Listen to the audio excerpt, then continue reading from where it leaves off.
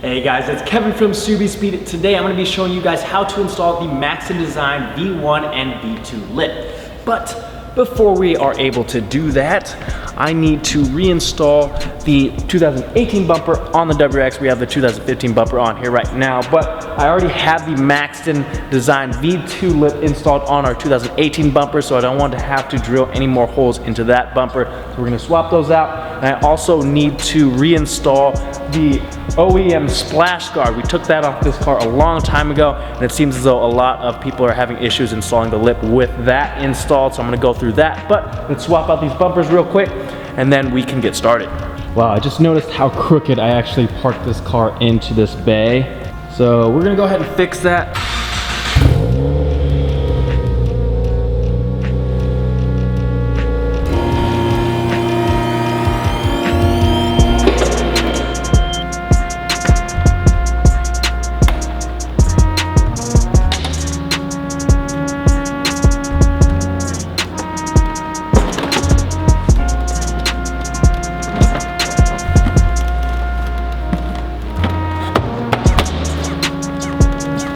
Alright, so I went ahead and uninstalled the V2 lip off of the 2018 bumper and roughly installed the OEM splash guard. Now we're gonna go over to the other building and grab a brand new V2 and V1 lip so I can show you guys where it needs to be drilled, and then we can hold it up to the splash guard and give you an idea of what needs to be trimmed.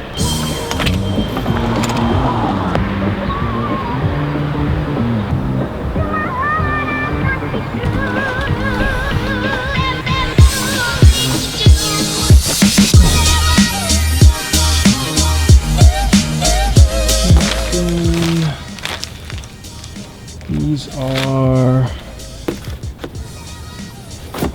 FRS stuff.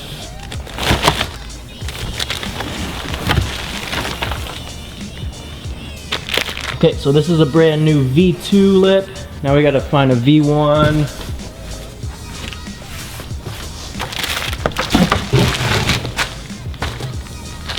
And voila.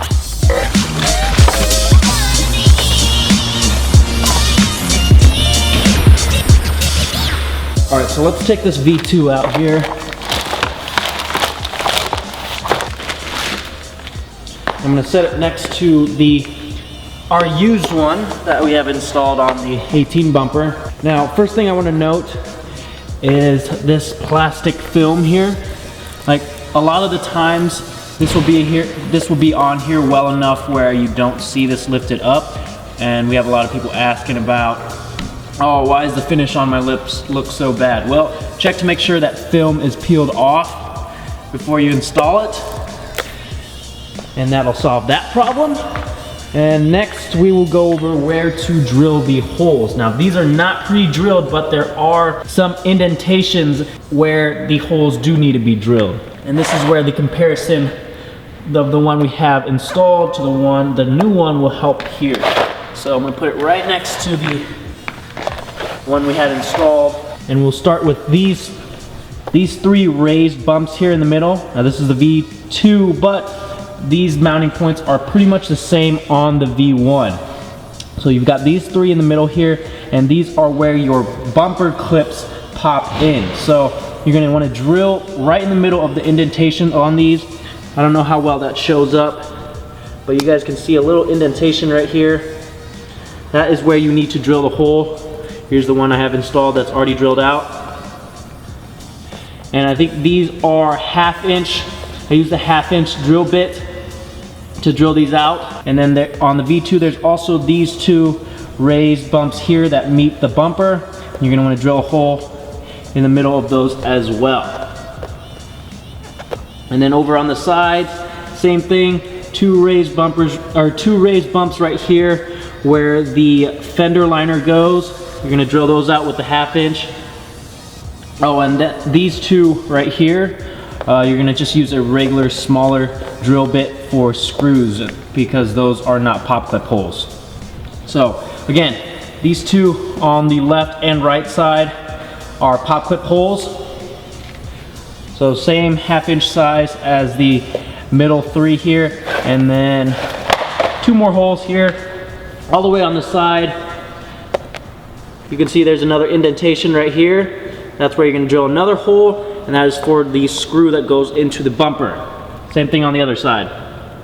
Now that we've talked about the holes, I'm gonna raise this up to our bumper and show you the issue with the splash guard. So if I hold this up right here to the bumper with the splash guard installed, it's really dark and you can't see that. Okay, hold on.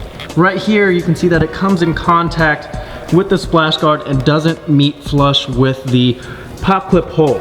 So we will need to trim the splash guard so that it fits, and then over on the sides here, there's 2 pop clips that will need to be trimmed around the area where those go in as well.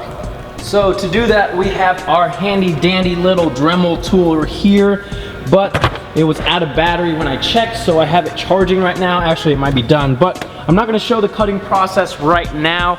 That is gonna be something for the actual install video. So if you guys want to see that, be on the lookout for the install video if you're having issues installing it with your splash guard or such. That will help you figure out what you need to trim off of your splash guard to get the lip to fit correctly. That video should be coming out sometime soon next week. We're also gonna have the new products video coming out next week, I believe. A little delayed on that, but we were waiting on some products that we wanted to show you guys that hadn't arrived yet. So I'll be starting to work on that after this video. But that's about it, guys. I just wanted to show you what I'm working on here. I'll go ahead and get the V2 lip back onto the car and show you what that looks like for those of you who haven't seen these installed on our car yet.